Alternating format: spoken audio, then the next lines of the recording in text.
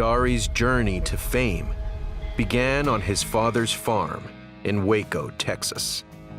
He came of age during the Great Depression, where finding work was exceptionally difficult, particularly in rural America.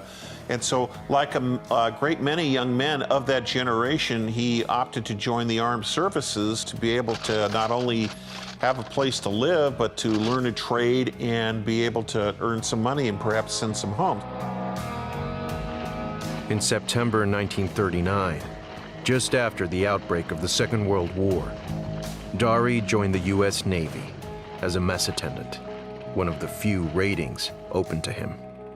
The U.S. Navy's attitude to African-American personnel was to limit them to work in their stewards' departments, either as mess attendants, as orderlies, as cooks.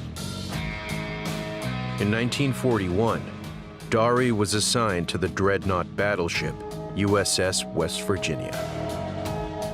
Then, because of tensions with Japan, the West Virginia and the rest of the Pacific Fleet moved from California to Pearl Harbor to act as a deterrent.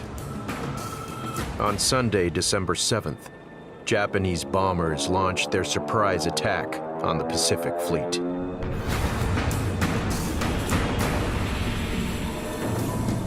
His battle station, when general quarters was sounded on the West Virginia, was with one of the shell handling parties to get guns up to the 5-inch mounts topside.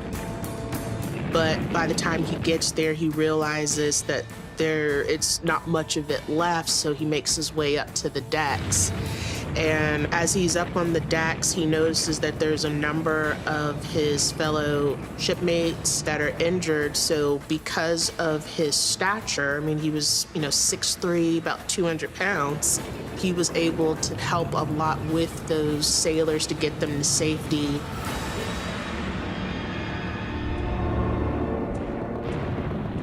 The West Virginia started to sink to the harbor floor.